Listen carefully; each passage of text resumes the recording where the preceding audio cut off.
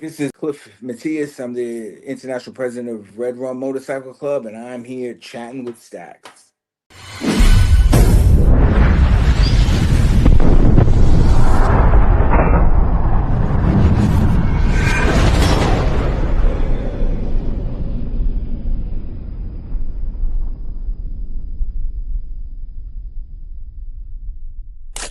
Welcome to this episode of Chatting with Stacks. I'm your host, Bill Stacks, and today I got Cliff. I'd be pissed off and if I see them or whatever. I don't know. I mean, look. Just to clarify, because the way that video came out, it kind of made it seem like, oh, we're associated with the Red Rum. Yeah, no, that was our thing. We were like, hey, what's up, man? What's up? So you have no association with the Twin Outlaw Brotherhood at all.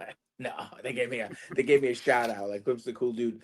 I mean, I didn't have any animosity towards them when I saw them. You know what I mean?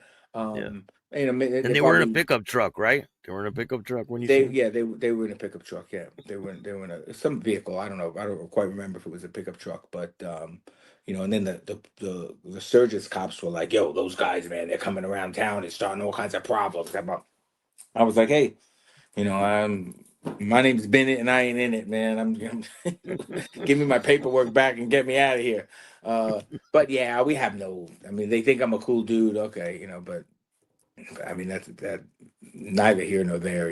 I mean that's my thing. Like, I just try and be chill with everybody. It's just the existence that I want to try to have. I mean, of course, there are things that affect us, and sometimes you got to be a little bit outspoken, but I just try in my life to try to be positive as I can. Even when the situation isn't so positive, I just try and look at it in a positive way. There's always some, but look, you could look at anything negative. If and I say this all the time, if you handed me $1 million, I could go, yo, that Bill, he gave me $1 million when he could have given me two.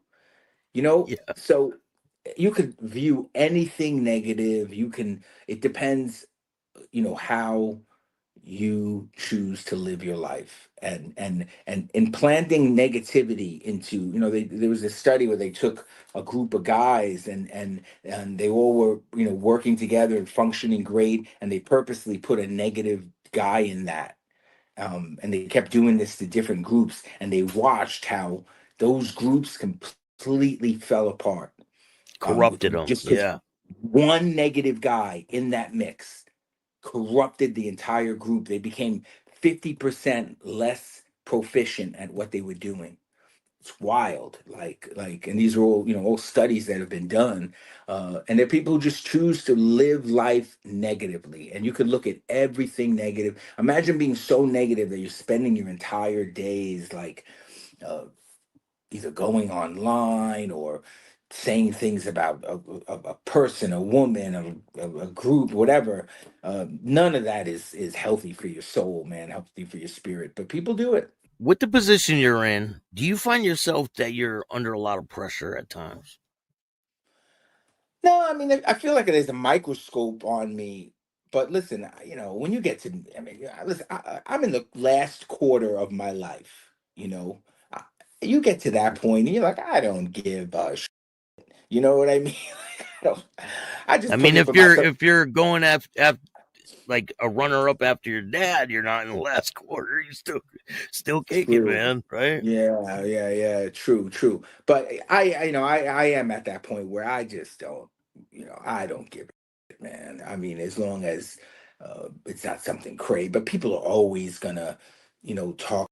Especially if you create things, if you create change, and or create anything, right? And there are people, a lot of people, especially people, trolls who are online doing things, and they've never created or really accomplished anything. There's nothing. They're gonna leave this planet with nothing. There's that great scene in Troy. When the young boys, says to him, "The man you're gonna fight, he's the biggest man I've ever seen. I don't want to fight him." And he turns down and looks at the boy and says, "That's why no one will remember your name." and so in this existence, man, and that you're living, you just have this short amount of time to do as much good as you can. And look, you got all these podcasts, right? You put all these people on, man. So when you're gone, you're forever on the internet. Your work will Yeah. forever be saying, and that says something, and in a positive way. And I turned my And whole life around. I was on alcohol. I got sober. I started like taking all that energy that I put into drinking and I put it towards something positive. right, and you have a street gang history too, right? Yeah, yeah. Yeah. Yeah, I mean that's always such a great story, that when people do that, they take all that negativity and all that and move forward in a positive way. Those are to me the greatest stories ever because, I have a oldest son who's on the streets of Newark, addicted, and I try and get him. He's at in my house right now, and he's such a good kid, man. Like he doesn't. I got him in my house. He doesn't steal. He doesn't. He makes a freaking mess, but he doesn't. He doesn't steal. He doesn't. He's addicted, and there's nothing I can do. He just doesn't.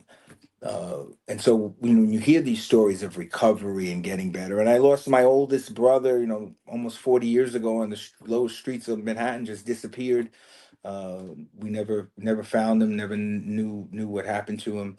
You just Uh, disappeared. just disappeared. Just Wow. disappeared off the face of the earth. Used to always call my mother every Mother's Day and every birthday he'd remember, even if he was in jail or if he was.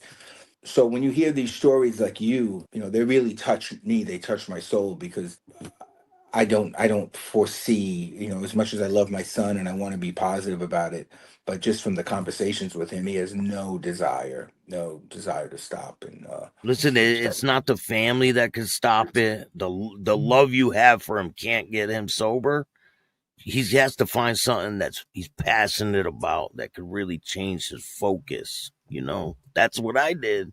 Yeah, he just doesn't. There's nothing, man. And, he knows his culture. His mom is Mohawk, so in native culture, he's Mohawk. He knows his songs. He knows his stomp dances. I bring him to schools, and he does programs. He talks to the kids. He's got the vocabulary of a PhD student, Yeah. with a ninth grade education. Like you listen to this kid's diction, and you would swear he's got a PhD. But I mean, I pray and hope one day, something. So, when I hear stories of guys like you who turn their lives around, have a family, and are doing, constructive things and putting things into the universe, like the work you're doing, and you're putting it out into the universe. It's here forever, and doing positive work.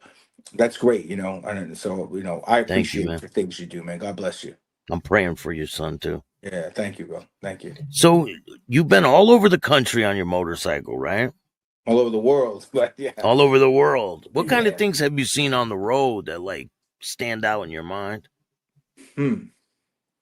Um. Well, one of the things that really stuck with me, and I did a TikTok on it, were the beautiful roads in Europe. And so I rode from Barcelona to Paris, and the roads were the most beautiful roads. Like I don't know what's wrong with American roads, but these No things were like potholes? It wasn't like doof, no doof, puddles, doof. not even blemishes, not even like water lines. Like you go do them do nothing. Not even a speck of piece of paper on the highways. It was so beautiful. Those were beautiful roads. Trying to think what other places. And then you have Mexico City with the biggest potholes I've ever seen in my life. You Like like gotta Mexico drive City. down them, right? Mexico City's wild, wild, but our guys in Mexico City, man, they're hell of riders, and I thought New York was bad, but there are some, the world is full of some beautiful roads. New Zealand's is very beautiful, riding in Hawaii is beautiful. Tahiti, Do I you ever have rode animals running out in front of you? in when we rode through northern Africa. So I rode from Tangiers to Marrakesh. We have a bunch of chapters, like 5 chapters in Morocco, and so I rode from Marrakesh to Tangiers to Marrakesh, and yeah, man, like goat ran across the road in front of us, and people like in the middle of the night, man, people are hitchhiking and they run, yeah, it was a little crazy, you know, in the middle of the desert, you're riding through the desert, um, through these little towns and. Marrakesh, you know, Morocco in itself was a trip. The spirit of the people are beautiful, just beautiful people, you know. uh, I was really surprised. I love going to Morocco. Actually, I have to go back soon, and we have another chapter starting there. So yeah, Morocco's a beautiful country. The people are beautiful. How do you choose on where chapters are going to go? Are you going to go all over the world, every ethnicity, or is it like some people would think it was just for Native American people?